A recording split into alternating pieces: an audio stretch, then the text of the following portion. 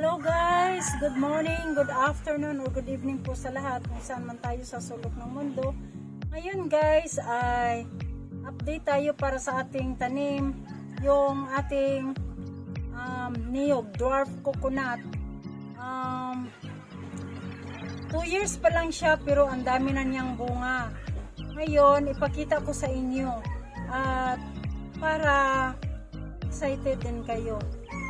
Pero baka bago pa kayo sa aking channel at hindi pa kayo nakapag-like, ayan, like na. At merong share, syempre share na para makikita sa lahat ng mga friends nyo kung anong mga nakikita at nalalaman nyo. At syempre huwag kalimutan subscribe at may bell sa gilid. Ayan, pindutin na at hit na yung all sa itaas para updated kayo sa lahat ng mga bagong videos nila.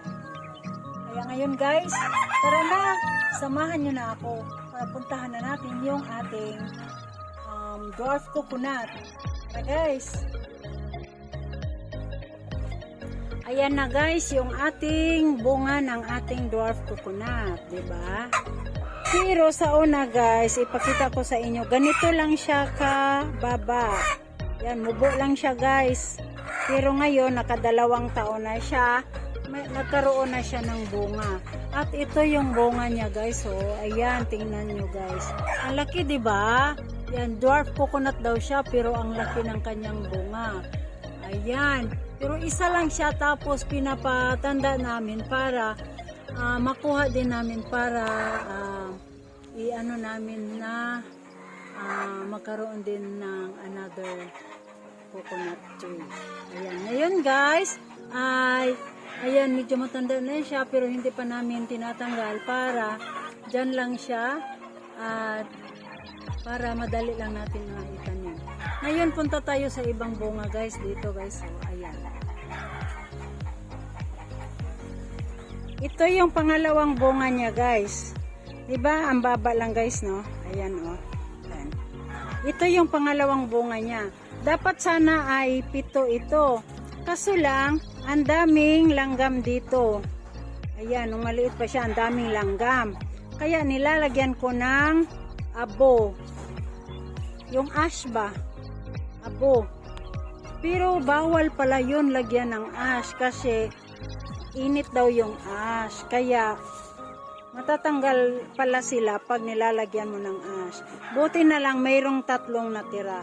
Ayan, medyo malaki na rin ng konti, diba guys? Pero parami na rin ng konti dahil una isa lang, ngayon ay naiwanan, natirhan ng 3. Ngayon, punta na naman tayo sa pangatlong bunga. Ayan, dito sa kabila. Ayan. Ayan yung pangatlong bunga. Ayan. Ayan yung pangatlong bunga guys. Ayan. Mayroon siyang siyam. Mayroon siyang siyam na bunga. Ayan no. Pero malaki-laki na ng konti. Dahil alam ko na bawal pala lagyan ng ash pag mayroong langgam. Ang nilagay ko na lang ay ang dishwashing liquid. Nilagyan ko ng tubig. Hinaluan ko ng tubig yung dishwashing liquid. Tapos in-spray ko dyan. Ayan. O diba? Ang ganda na guys. Padami na ng padami. Ngayon, punta na naman tayo sa pang-apat na bunga. Ayan yung 1, 2, 3, 4. Pang-apat na bunga guys. Meron din siyang siyam na bunga. Kaya lang, medyo maliit-liit pang konti. Pero wala ng langgam. Yan, nilagyan ko kasi ng dishwashing liquids, hinaluan ng tubig. Ayan, parami na ng parami yung bunga natin, guys, diba? At ito naman yung panglima natin, guys. Panglima na bunga. Ayan. Meron siyang 15 kabuok, 15 pirasong bunga. Pero ayan may mga langgam siya. Kaya mamaya lagyan ko yan ng dishwashing liquid, haluan ng tubig para matatanggal yung mga bunga niya.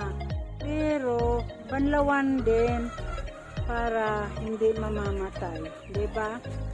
Kaya yun, di ba, ang ganda na ng paglaki niya kasi padami ng padami ang kanyang bunga. Napakaliit lang niya pero ang daming bunga. Kung tayo'y magsikap guys, alam ko na marami tayong makukuhang bunga. Kagaya nito ngayon, ayan na naman yung sumunod na para magkakabunga. Ayan siya oh. O diba guys? Ang ganda.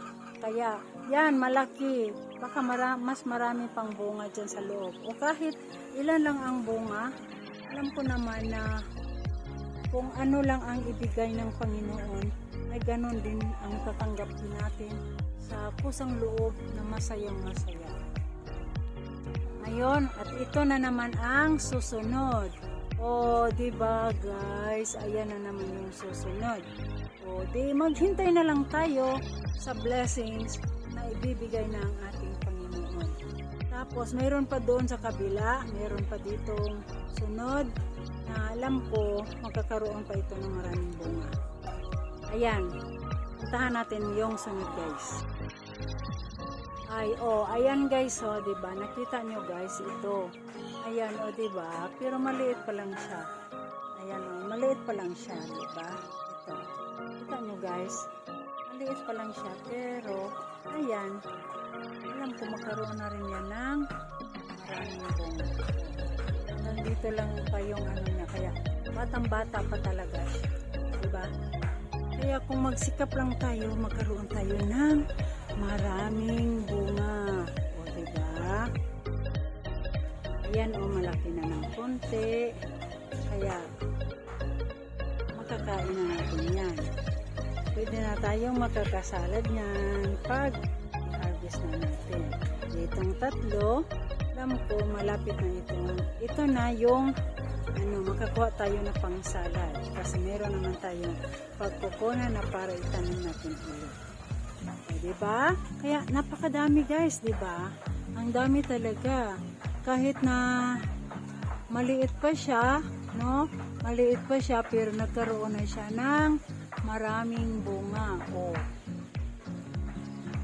Kung hindi ka gagawa, hindi ka kikilos, tatamad-tamad ka, wala kang makukuha.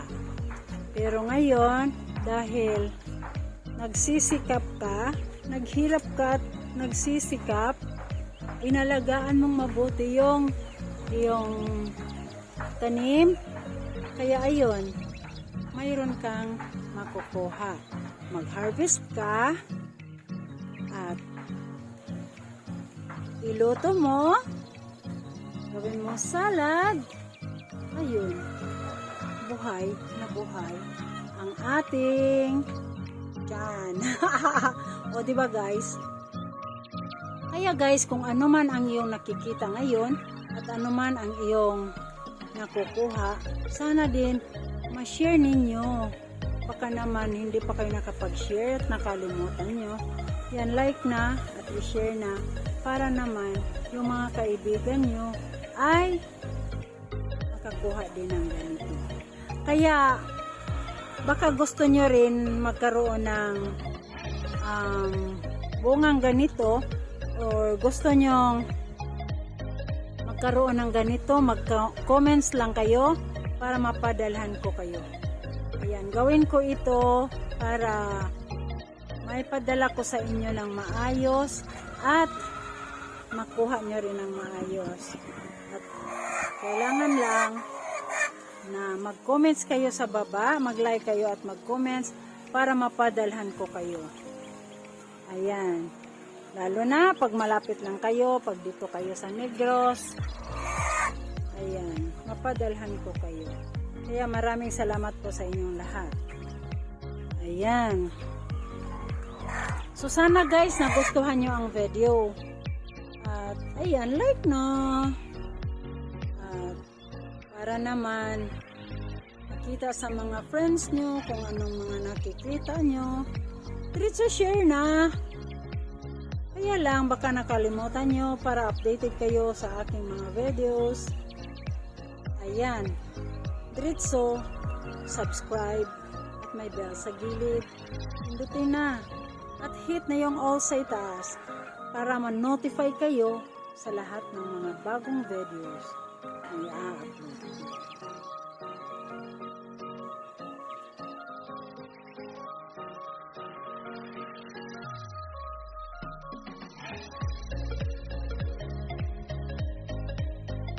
Guys, thank you for watching. See you next vlog.